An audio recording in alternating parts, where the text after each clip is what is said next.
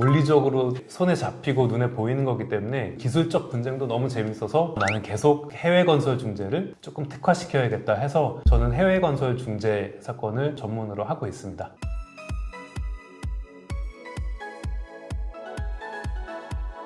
헬로! 부동산 전문 이승훈 변호사입니다. 오늘은 한민호 변호사님을 모시고 영상을 찍어보려고 하는데요.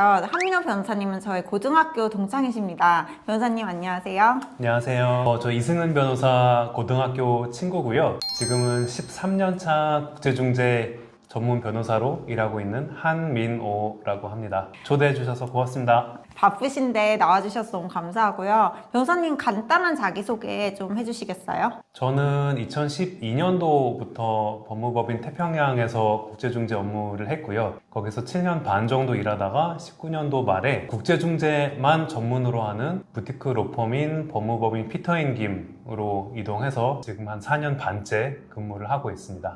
변호사님이 이제 국제중재 전문 변호사니까 오늘은 이제 중재제도에 대한 이야기를 좀 해보려고 하는데요. 변호사님, 중재제도랑 소송의 차이점이 뭐가 있을까요? 사람들이 흔히 중재라고 하면 그 어감 때문에 가정법원에 가서 뭔가 싸움을 중간에서 조정한다든지 그렇게 흔히들 생각하시는데 실제로는 중재가 생각보다 소송이랑 비슷한 게 많습니다. 근데 이제 가장 큰 차이점은 중재는 당사자들이 말하자면 판사를 선정하게 되는 거예요. 그래서 어떻게 되냐면 우리 쪽 당사자와 상대 쪽 당사자가 싸움이 있을 때 우리가 중재인 한 명을 선정하고 상대방이 중재인 한 명을 선정하고 그 두 중재인이 또 의장 중재인을 선정해서 사적으로 구성된 재판부한테 재판을 받는 거다. 그래서 똑같이 구문이 있는 중재 판정이 나오고요. 그 중재 판정을 가지고 집행도 하고 상당히 소송과 비슷하다. 하지만 중재 판정부를 우리가 고를 수 있고 또 한 가지 특징은 국제 중재는 모든 걸 영어로 한다. 그런 차이점이 있겠습니다. 그러니까 법원이 아닌 제3자가 판단을 하는 게 소송과의 가장 큰 차이점이겠네요. 그쵸. 그거 외에도 회사들이 중재를 선호하는 이유 중 한 가지가 중재는 기본적으로 비밀 유지가 보장이 됩니다. 그래서 소송은 사실 누구나 법정에 들어갈 수 있잖아요. 기본적인 출발점이 공개된 건데 중재는 비공개가 기본이거든요. 그래서 기업들이 국제 중재를 특별히 선호하는 이유가 또 그 비공개성이 있다고 볼 수 있겠습니다.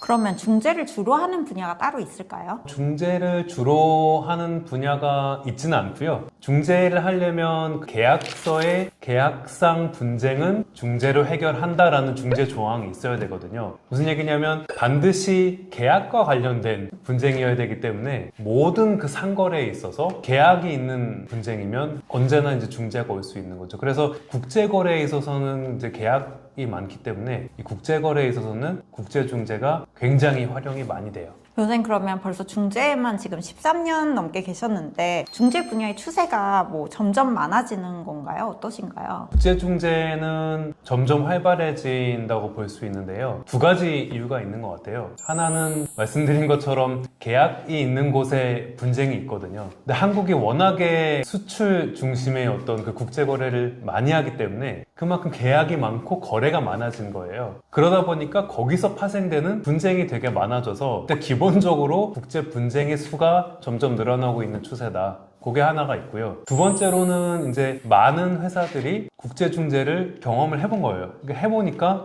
내가 외국 회사를 상대로 싸워서 이게 되나? 한 20년 전에는 지레 이 싸움에서 안 될 것 같으니까 안 했는데 그 사이에 경험이 축적돼서 해보니까 되는 거예요. 그러니까 권리 행사를 하면 이게 받아들여지네 해서 그 승소한 경험들이 축적돼서 국제중재는 그냥 분쟁 해결 수단 중 하나뿐만 아니라 오히려 이거는 비즈니스의 일환으로서 내 클레임을 관철시키는 하나의 수단이다라는 인식이 이제 확산된 거예요. 특히 이제 한국 건설회사 같은 경우에. 그래서 국제 분쟁 자체도 많아지지만 그거에 대한 인식도 점점 개선되고 있어서 늘어나고 있는 추세라고 저희는 그렇게 보고 있습니다.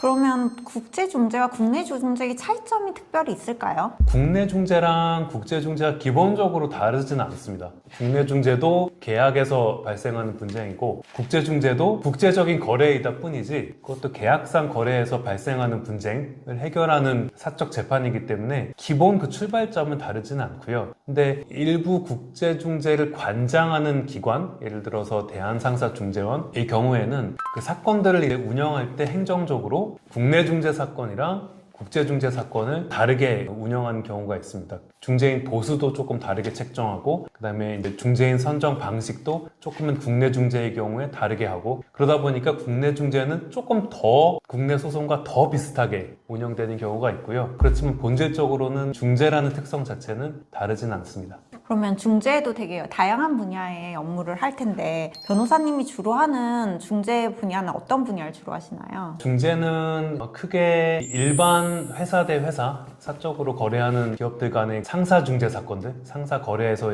발생한 중재 사건이 있고, 또 개인 투자자가 국가를 상대로 제기하는 조약에 근거해서 하는 그 투자자 중재가 굉장히 또 활발하게 있거든요. 뉴스에서 론스타가 대한민국 정부를 상대로 투자자 중재를 제기했다 라는 걸 보셨을 수도 있는데, 그렇게 상사 중재 사건이랑 투자자 중재 사건으로 크게 나뉩니다. 저는 상사 중재 사건을 많이 하고요. 그 안에서도 사실 해당 인더스트리별로 조금 더 전문화하는 경우가 있는데, 저는 우연히 로펌 1년차 때 해외 건설 중재 사건을 2건을 맡게 됐어요. 하나는 요르단에 있는 발전소, 또 다른 거는 아프리카에 있는 마다가스카르에 있는 발전소 프로젝트에서 문제가 생겨서 그거를 한국 건설 회사를 위해서 해결해주는 사건들을 우연히 이제 2건을 맡게 됐는데, 하다 보니까 재밌는 거예요. 실제 다른 어떤 금융 분쟁도 재밌지만 건설 중재는 실제로 그 건축물이 눈앞에 있는 거잖아요. 그게 굉장히 물리적으로 손에 잡히고 눈에 보이는 거기 때문에 그 점도 되게 재밌었고, 거기서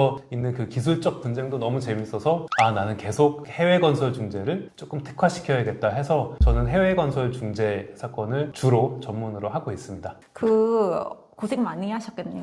네. 재밌게 했습니다. 재밌겠어요? 네. 부동산 관련된 그러면 국제중재 사건 중에 가장 기억에 남는 게 그 2사건일까요? 혹시 다른 사건 혹시 있으실까요? 중재 사건은 말씀드린 것처럼 기본적으로는 그 비밀 유지성이 있어서 네, 맞습니다. 네. 다 말씀드리긴 힘든데, 대신 제가 최근 한 2, 3년 전에 했었던 미국 소송 사건, 신문에도 보도가 됐기 때문에 말씀드릴 수 있는 건데요. 중국 회사에서 미국에 있는 한 7조 원어치 규모의 특급 호텔 15개를 한국 자산운용회사에 매각하는 그런 딜이 있었습니다. 근데 파는 과정에서 15개 호텔을 산다고 계약서에 서명을 했고, 그 사이에 이제 실사를 보강해서 클로징까지 한 6개월 정도의 텀이 있었는데, 클로징하기 직전에 보니까 이 15개 매물에 대해서 델라웨어 법원에 90여 개의 전혀 알 수 없는 이상한 소송이 진행 중이라는 게 밝혀진 거예요. 미국은 재밌는 게 우리나라랑 다르게 등기부가 없어요.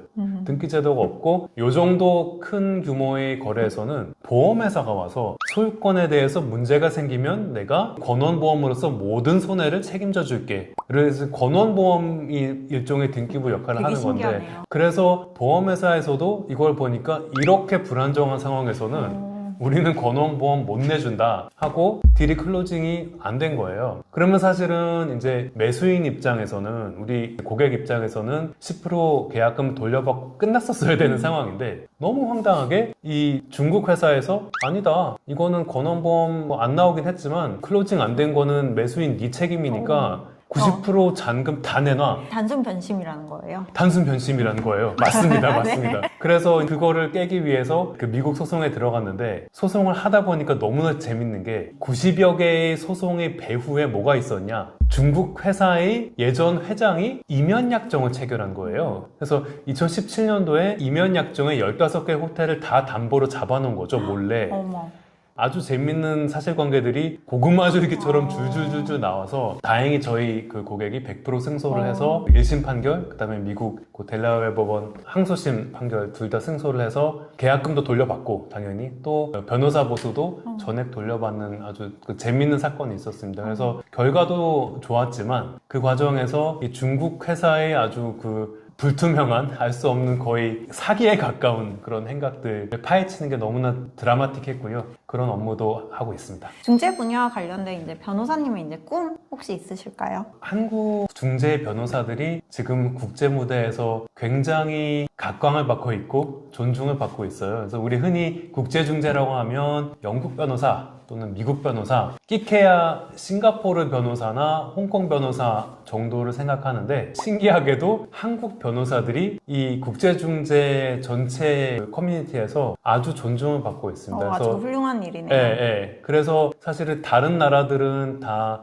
영미법계 국가들, 이 영국과 같은 그 판례법 국가들인데 한국이 대륙법계 국가로서 굉장히 도드라지는 그 활약을 하고 있어서 저도 그 일환으로 한국 변호사로서 국제 무대에서 좀 존중을 받는 또 한국 변호사의 어떤 실력을 좀 뽐낼 수 있는 그런 변호사로 더 성장하는 게 지금 목표고 열심히 하고 있습니다. 변호사님의 꿈을 응원합니다. 감사합니다. 변호사님은 이제 독일어랑 영어 다 잘 하시니까 분명히 잘 될 거예요. 감사합니다. 네. 네, 오늘 한민호 변호사님 모시고 중재라는 조금은 생소한 제도에 대해서 자세한 이야기를 들어봤는데 오늘 재밌는 얘기 많이 해주셔서 정말 감사하고요. 저희 영상이 도움이 되셨다면 구독, 좋아요, 알림 설정까지 부탁드리겠습니다. 감사합니다.